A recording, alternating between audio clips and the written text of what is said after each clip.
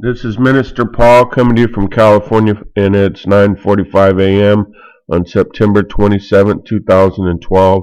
Again, both my wife and I have had dreams. I was praying this morning. Look at that. That's just like my dream. I was praying this morning about my dream, and I heard God say deep space. And I said, Lord God, is this just my imagination? Or is this something you want me to share? And he said, call your wife. Now I've called my wife and explained my dream to her. It's so important that she actually left her workspace to go outside and call me from her cell phone. So it sounds like they're related. I want you to hear her dream real time directly from her. So go ahead, babe. So we were in our backyard, but it was a different house. It was like our house that we used to live in, a court in the backyard. Everybody went around like a court, but in the middle was a lake. And some new neighbors had moved in, and they put plastic coming off the back of the house. And I said, it looks like they're growing stuff. So you went over to introduce yourself, and I was over kind of looking, and we went over, and it was a restaurant. And I'm like, oh my gosh, they have a restaurant in our neighborhood in a house. That's just weird. There's going to be cars and traffic, and the restaurant was like all homegrown vegetables and chickens, and so everything was fresh and from their yard. And we were leaving, and we were in a big like sedan car. It wasn't our car, and it was me and Josh and Jordan, and I said, come on, we got to go. And you were still talking. Well, I went down and I was checking out the restaurant, and I had this remote in my hand, and I don't know where it came from, so I just kept it. And we got in the car, and we were driving, and all of a sudden I saw like this flash of light and something. I go, stop, something isn't right. Get out of the car. So we jumped out of the car, and we were grabbing all our stuff out of the back seat. And some of the stuff I know wasn't ours, but we were grabbing it. And we ran, and we stood on this corner, but you weren't there. It was just me and Josh and Jordan. I'm like, stand here. And there was these two guys that were right next to us. And I was like rebuking them. I said, in the name of Jesus, you stay away from us. And I said, stay close with me, boy. Stay close with me. And we were waiting for Scott. But, Scott passed away, but we were waiting. I said, we need to wait here for your dad and Paul. And I said, Josh, go try to call your dad. And it was like we had to stay in this close area, and these two guys were just standing right next to us, ready to pounce on us, but they couldn't come close to us. And I just kept rebuking them. And I was digging for my cell phone, and people were like screaming, like planes were coming out of the sky and stuff. And I'm like, just stay right here. And we were like waiting. And then I picked up this cell phone. I said this, and I looked at it, and it was like a BlackBerry, so it wasn't my cell phone. And I turned it on because I was going to try to call you or Scott. And it came up to like Google's page, that it was like Iran stuff, or it's like jihad something. I'm like, so I tried to go to Google, and I'm like, oh my God, they took down our internet. And I said, Josh, try to go to Google and see what happens. And then I was trying to dig for my cell phone. People were screaming, and cars were crashing. I said, you need to look for that flash of light. When that flash of light happens, you got to get out of your car. You got to get out of whatever you're in. And then all of a sudden Scott was coming towards us, and then you were there. And then more flashes of light were happening, and like just like stars and stuff around. And that's all I remember. You know what's up on the screen right now? Swirling stars. Hey, I know yesterday you watched one of my videos and I sent you an email link on a funny thing. You have to promise me. I made a video late last night sometime about divination. You have to promise me, please promise me, don't watch that video. It's just too sensitive about losing loved ones. I mean, honestly, even out of curiosity, please promise me that baby won't watch that video. Okay. If you say you won't, then you have to keep your promise. It's Yeah. you know, it might be hurtful about I won't. us losing loved ones. You won't? You promise you won't? Yeah. Just watch the email I sent you about the funny one. So now I'm going to explain my dream and then I'll send you the end results and we'll see because I think they tie together. You haven't read any of my comments today? No. Or you haven't watched the divination video? No, I've been working. Okay. Are you still recording this? Yeah.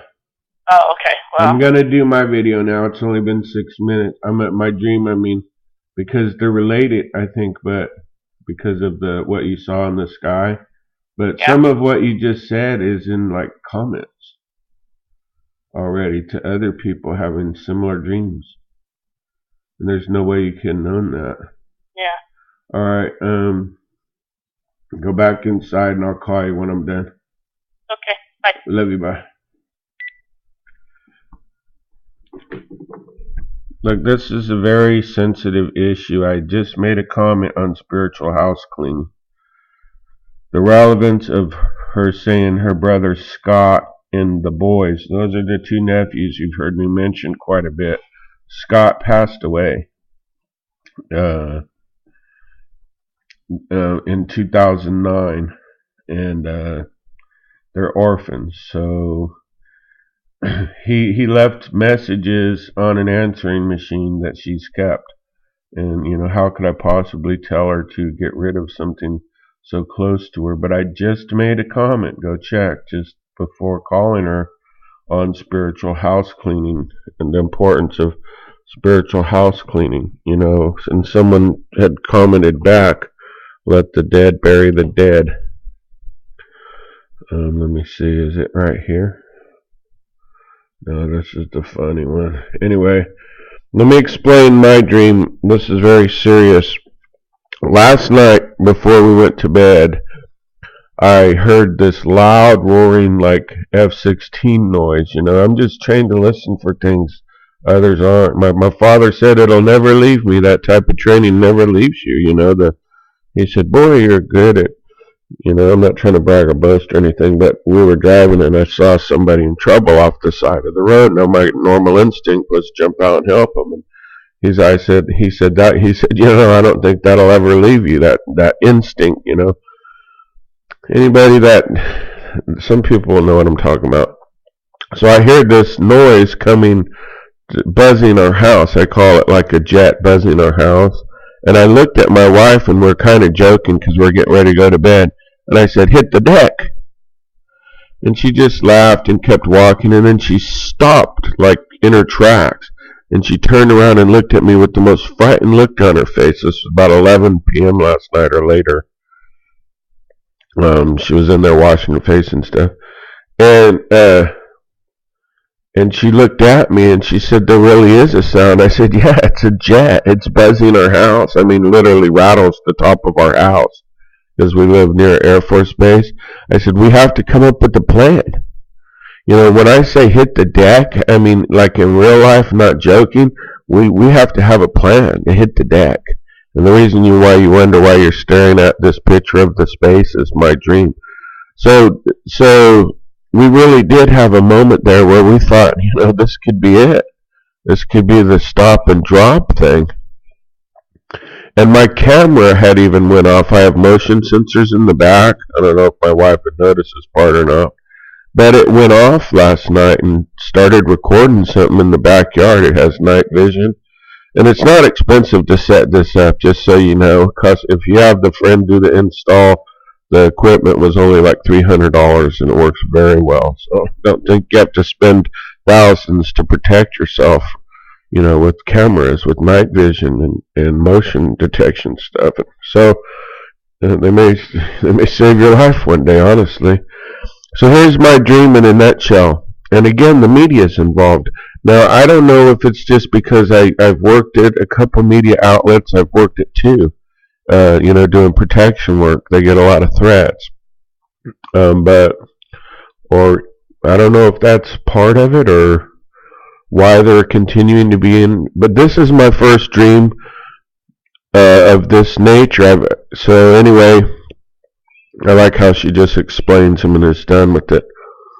I'm outside and it's daytime and I'm being interviewed by this reporter and I have my camcorder in my hand, which is actually sitting right next to me.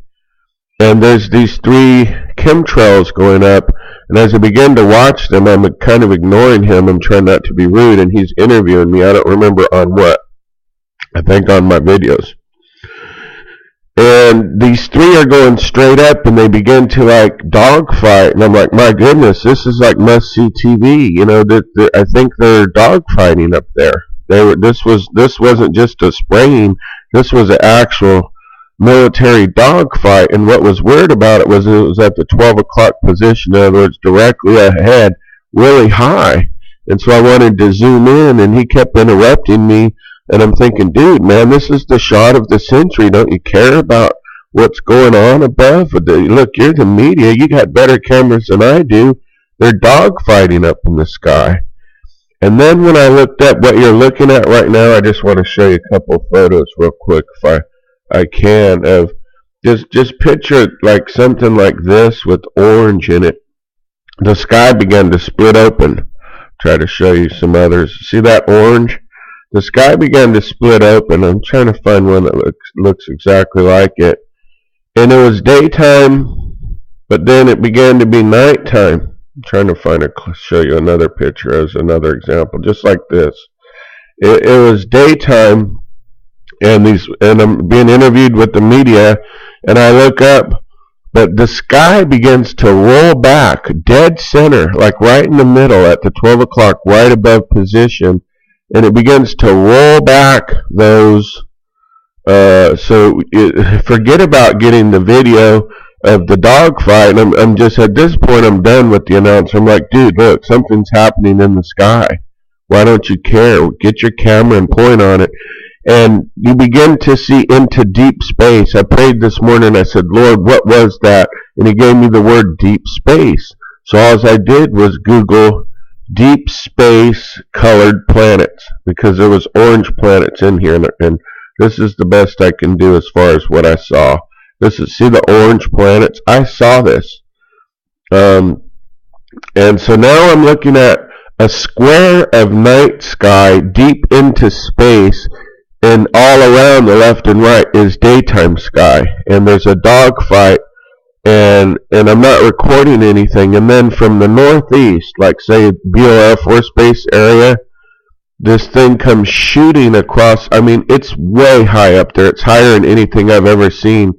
And we've had this just in the year 2012. Everybody should be alarmed. And we've had everything that can happen pretty much happen almost. Well, I mean, like we had a meteor fall about 2 hours north of here. I mean, come on, it started a fire, and they tried to cover it up. So this thing, it comes over, and it was almost like my incoming. And finally, I just cut the reporter off. I said, "Look, man," I said, "this is like a meteor or something." And we look up, and it flies directly over us. It flies through. We need your help on these interpretations, please, and we're asking for your help. Because God told me, call your wife this morning. She had a dream, and so I knew to call her. So anyway, so this missile flies over us. It flies across the daytime sky, flies across the square of nighttime sky that's rolling back, and it heads towards San Francisco, and it lands. And then I wake up, but at the same exact time, both me and the media guy both say the same word, missile. I believe what I saw was a war beginning to happen, the sky splitting back, and us seeing into the heavens, and a nuclear missile being shot at San Francisco. I've never had a dream like this. I've seen others before, but There you have it. Comment, please. This is serious.